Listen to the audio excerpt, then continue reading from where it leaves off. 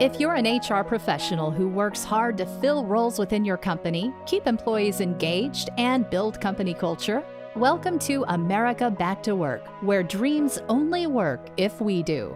We'll share wide-ranging issues surrounding pre-employment background screening, HR topics such as recruiting, hiring, labor trends, and company culture, as well as broader HR-influenced business topics such as customer experience, service level excellence, and protecting what matters through best practices in prevention, protection, and corporate security. America Back to Work is brought to you by S2 Verify. Here's your host, Arnette Heintze. Welcome to America Back to Work, brought to you by S2 Verify, where our purpose is to help you hire with confidence and manage insider risk. I'm your host, Arnette Heintze. Thank you for joining. Today, our guest is Dr. Valeria Edmonds.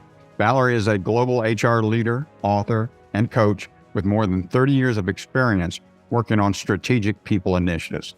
Valeria has lived and worked in the United States and the Middle East and has experience in supporting organizations through change and sustaining world-class performance. Welcome to our podcast today, Valeria, and thank you so much for joining. As you know, many of our listeners are HR professionals who I believe would love to hear about your personal journey in HR. Would you mind giving us a little insight into this journey? Sure. I have been with ExxonMobil since I came out of graduate school. So started out about 30 years ago doing a recruiting job. And I've had some HR specialty assignments like in EEO, affirmative action, compensation. I've also been in the learning organization, but most of my career has been as an HR business partner. I support our senior leaders and helping them to develop their talent strategies, what they need from a people perspective to achieve their business objectives.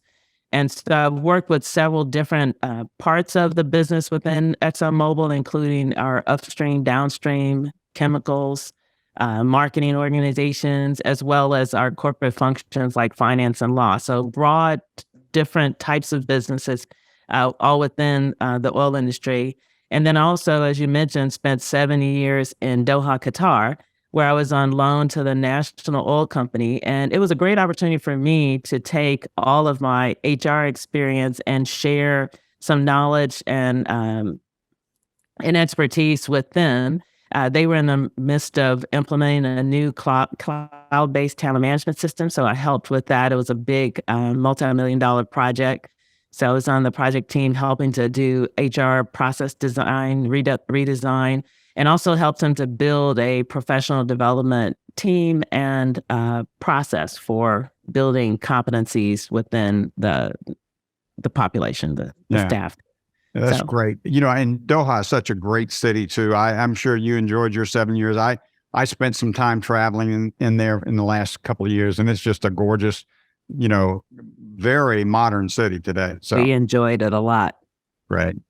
So I know you've got really significant experience in diversity recruiting, and I'd love to get your perspective on the state of inclusion today and what are companies doing right and where can they improve? Where can companies, take a look inward and figure out, hey, we might be able to do something better here? Well, definitely recruiting is the first step in trying to make sure that you have a diverse organization, right? And so making sure that you have a diversity recruiting strategy that's not only getting ethnic and racial diversity, but also diversity of people with different work experiences and backgrounds. But I find that once you're in an organization and you're managing the staff, the organizations that recognize that underrepresented talent still needs allies and advocates in the rooms where decisions are made about career decisions, staffing decisions, that really makes a difference. Whether it's through mentoring and networking or just speaking up for those who are not represented in the rooms when you're making decisions, I think it's really important. And also organizations tracking their progress and being transparent about the goals and objectives that they have with respect to diversity and inclusion. Those things are just as important. Yeah. So if you're looking from the outside into an organization and you're thinking about, hey, maybe I might want to join them, what would a culture of good inclusion look like from the outside? Have you got any thoughts on how you might characterize that? That's funny because being on the inside, that's an interesting question. But I do have two young adults in their 20s who've been in the job market recently. So I think when we talk about it, representation matters. And so when you look at the recruiting staff, who's doing the hiring, who's interviewing, and if there's diversity there, that's one sign. But then also you want to look at the diversity at the decision-making level, the corporate officer level. So who's visible representing Hmm. your organization to the outside? Other than that, it's really hard to see from the outside how inclusive a culture is. So I would just suggest that people ask questions regarding how leaders gain diverse perspectives when they're making decisions. You can ask that question in an interview to get some insight on at least how they think about being inclusive. Yeah, yeah. So I know in an article for Black in HR magazine, the article was "I Need More Than an Ally." You shared an observation, which I think was like right on, which is how can change accelerate when things are personal? How, it just accelerates it so much when it becomes personal. Why don't you share some more of that thought? Sure. That article was really about me recognizing kind of what was motivating allies, because I just had this curiosity about why some people were more engaged and interested in I&D efforts than others. And I was actually taking a course on racial equity in the church, and just curiously started asking people why they participated. And most of them had either interracial marriages or grandchildren that were interracial. And then I started thinking about, from a HR professional standpoint, early in my career, I remember when some of the senior managers started asking a lot more questions around maternity leave and flexibility. And it was at a time when their daughters were starting to have children. And so all of a sudden, those issues became personal to them. And it just kind of brought a realization to me that when it hits home, it's not that people just ignore it or they don't care. It's just that it's Hmm. not top of mind for people. A lot of the diversity and inclusion issues that we think about until it hits home. And so the question is, how do we make it personal for people? And as when we make ourselves known and help to connect with folks on a human level, that our issues become more universal and more human, right? Yeah. I think there's no doubt in our society, and for most of us, we believe that diversity and inclusion should be at every step of any company of any size. But can you identify a certain size of a company? And in my belief, I think even small companies starting off should have certain steps that they take. But what's your thoughts? I agree with you. I don't think there's a minimum size to start thinking about inclusion, particularly because it's a mindset, right? It's a mindset, and there's so many aspects to diversity. It's not just, as you mentioned, racial, as I mentioned before, racial or ethnic diversity. It's diversity of thought, diversity of opinions. You got generational differences, and so when you start thinking about the fact that we all come with some unconscious bias that influences our decision making. We just want to be proactive about, as leaders, thinking about the kinds of biases that will impact our decision, and then train ourselves to kind of frame those questions in advance before we start making thinking, and start recognizing bias in advance of making decisions. In ExxonMobil, we train our leaders on the DECIDE approach. I don't know if you've heard of it, but it's an approach that deals with breaking the influence of unconscious bias, and it's by the Neuro Leadership Institute. Mm-hmm. And they use something called the SEED model for framing and breaking bias. And it talks about things like similarity bias. So, we are more comfortable and have a bias of people that look and think and kind of have things in common with us. And then there's an expedience bias.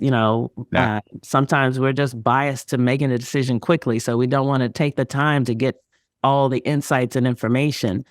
There's experience bias, so do we lean more towards the folks with the gray hair like you and I that, who would think they know more? Is there a proximity bias? I'm going to listen more to the people that are in the same office with me as opposed to the ones that are in a different state or different location. And so there's lots of different types of biases. And I think recognizing that is the first step. And I don't think it matters the size company. It's just recognizing that the more we listen and include different perspectives, the more inclusive we'll be. Yeah. I so much agree with you. My early career, I spent in the United States Secret Service and retired in 2003. And I was about to start a security risk management firm. And I thought, I'm going to create it with men and women from the Secret Service. I thought they were the very best.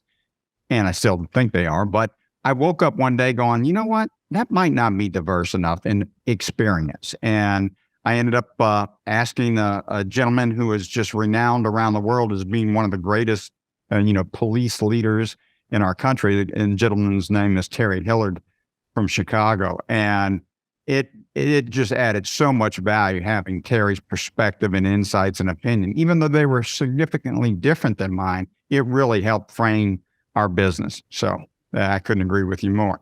Now, data is everything in companies today. And what kind of data might we look for to measure the effectiveness of inclusion and diversity initiatives? Well, obviously, tracking your progress on representation at different levels in the organization is really important to see if you're actually making decisions that are unbiased and inclusive.